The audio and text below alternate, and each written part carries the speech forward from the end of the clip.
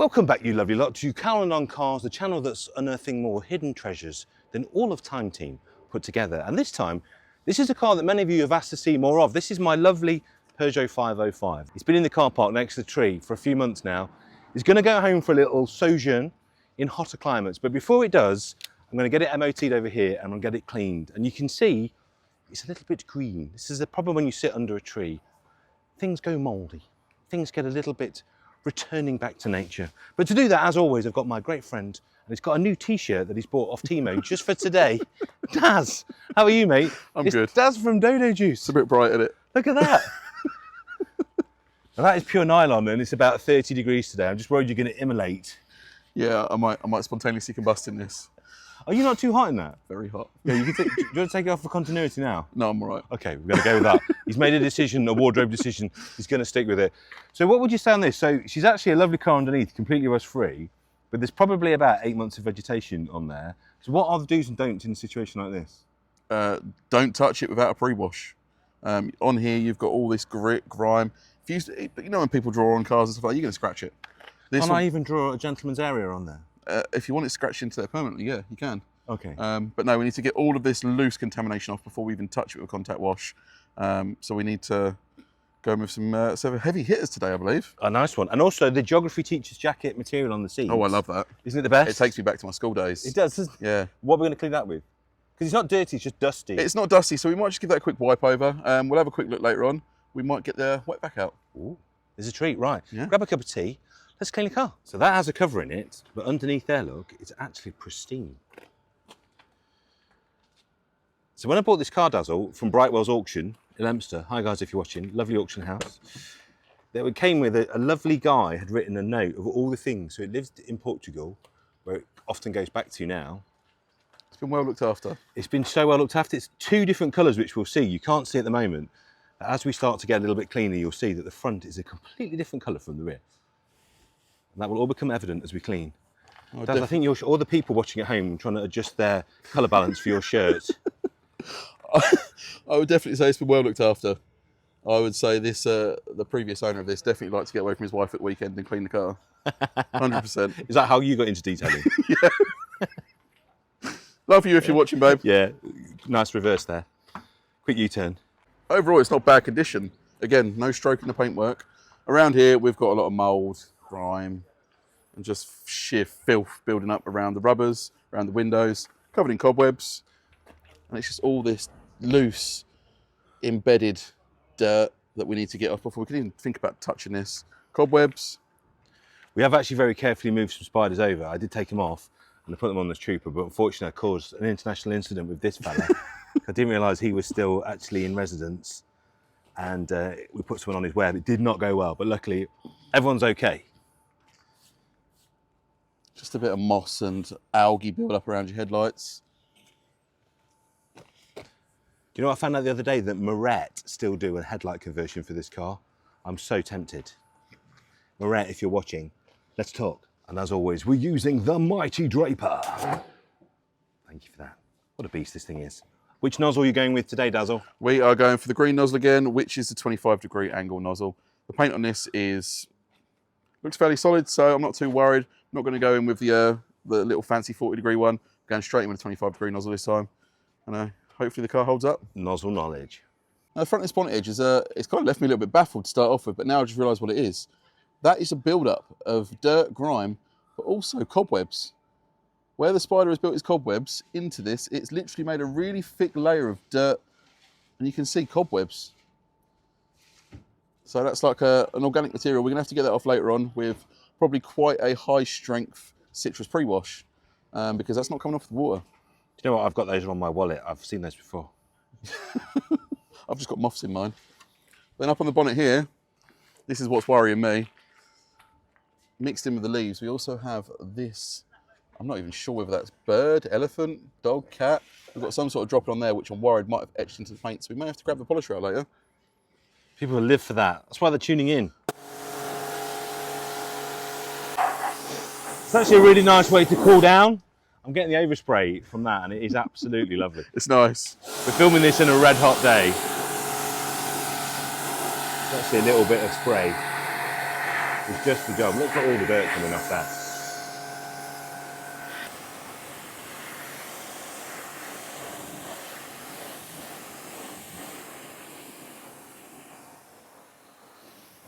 So I'm quite surprised that, for once, you give me a car that's not falling to bits, Paul. It's come up quite well. Like you said, there's no rust, there's no damage. It's actually quite a clean car. Body-wise, anyway, it's still filthy. Now we've got that loose layer of dirt off, it's time to go in with some products. Now, a lot of people will say, why not just go in with the products straight away? Two reasons. A, loose dirt and contamination on the surface can hinder the products working. And B, on a day like today, we need to cool these panels down before even thinking of applying any product, because it can start staining, drying. You can run into all sorts of problems. So it's always best to pre-rinse, A, to save you money on chemicals, and B, to cool the panels down.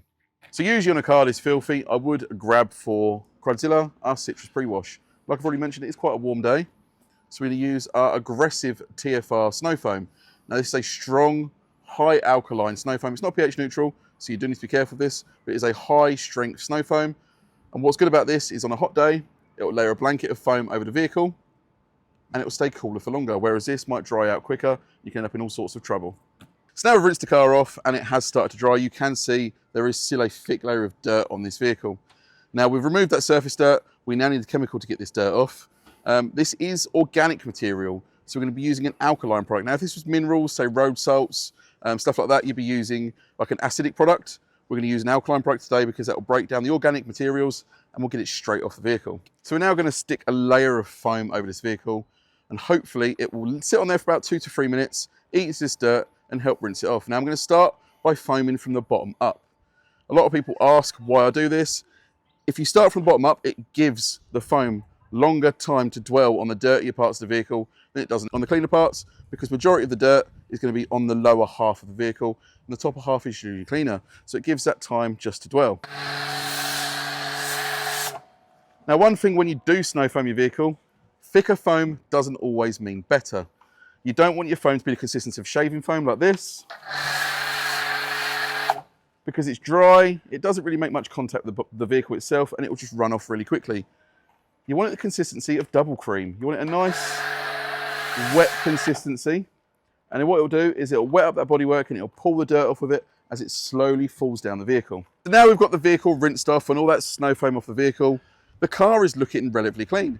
Now you may still notice a thin layer of traffic film left on the vehicle. That's completely normal. You're not going to remove 100% of dirt without actually doing a wash. Now it's time to maybe focus on a few other areas of the vehicle first before we go in with a contact wash. Now one thing I'm going to do is let's pop this bonnet pole. It's not too bad, I have seen worse, but there is still some filth under here, especially around the top up there. Now, one thing that people are terrified to do when it comes to engine bay cleaning is use water. Now it's because if you do it wrong, you can get water into all the electrical components and you can cause some damage. So the best thing to do is grab yourself some bags for life and just cover up any vital components, battery, fuse boards, distributor cap on this vehicle, if you're not one of them as kids, any electrical components, cover them up with plastic bags, and then you should be good to go.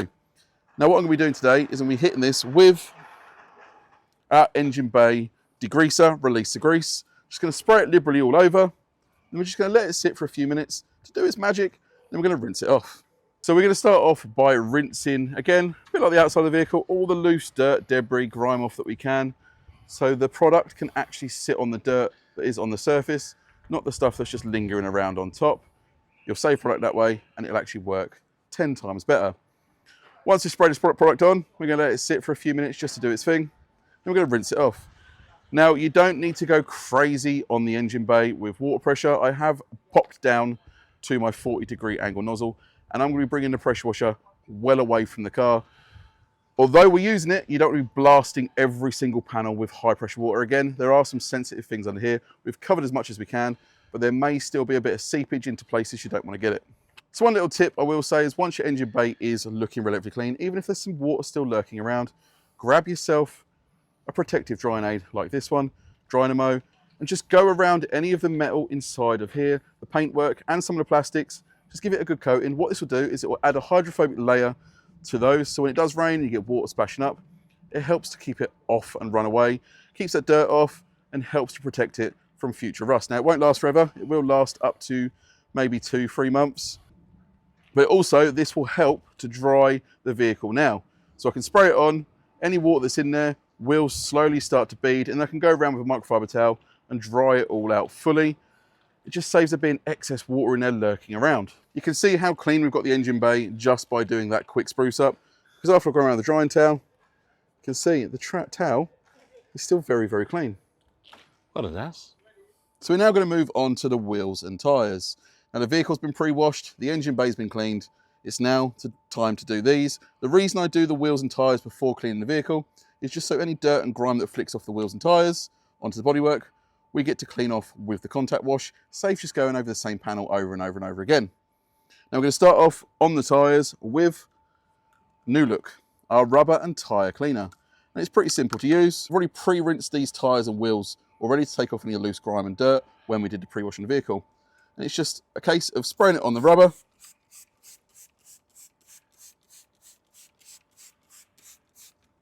and letting it sit for a few minutes. Now you'll see instantly it's starting to turn brown, where it's removing all that dirt, grime and blooming away from the surface of the tyre. Now once we've let that sit for a few minutes, grab yourself a stiff tyre brush and just give it a quick agitation. So now we've gone over it with the brush, it's time to rinse all that dirt and grime off. To see if your wheels are fully clean, just give them another go over with New Look. And you'll be able to see the foam is staying white and it's not turning brown, which means we've removed all that dirt that were on these tyres. So now we're going to move on to the actual wheel itself. Now these are steel wheels, but they are vented, which gives space for all that brake dust and contamination to come out and stick to the actual rim itself. That's where Deep Purple comes in. This is our wheel cleaner. Now this contains chemicals to help break down that brake dust. It also contains a bit of tar and glue remover and surfactants, which all help to clean the wheel and get it looking rather nice. Spray it on. Give it a good coating. And then just let it sit. Now don't be alarmed if you see it start turning purple. That is where this product is reacting with the brake dust that is on your wheel, and it's breaking it down and making it easier to remove. Now, as I've mentioned before with the bodywork, it's the same on your wheels and tyres. You won't get a perfectly clean wheel without doing a bit of contact. So just grab yourself a detailing brush, just give it a bit of agitation. So now we've got the wheels, tyres clean, the engine bay clean, and the car pre-washed. We're now going to move on to the contact wash. Now, ideally, on a day like today, with it being as hot as it is, I'd say go park your car in the shade or pop yourself up a gazebo. Now, Paul is lucky enough to have sun everywhere and no shade. So I'm going to teach you a little trick to cool these panels down before we go in for a contact wash. Now what you want to do is grab your shampoo, around about 50 ml of the shampoo into your snow foam lance, and spray it on your vehicle like you would a snow foam.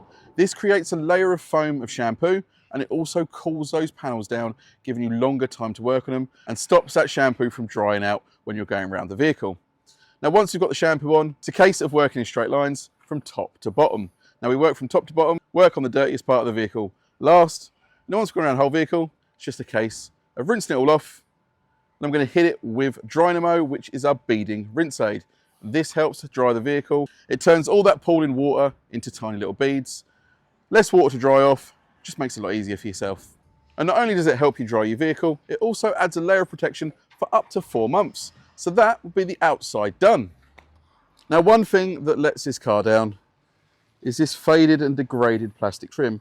Now we do a product called Dark Matter, which is a tyre and trim dressing, which will last maybe up to a week or two, and it will give it a nice black look.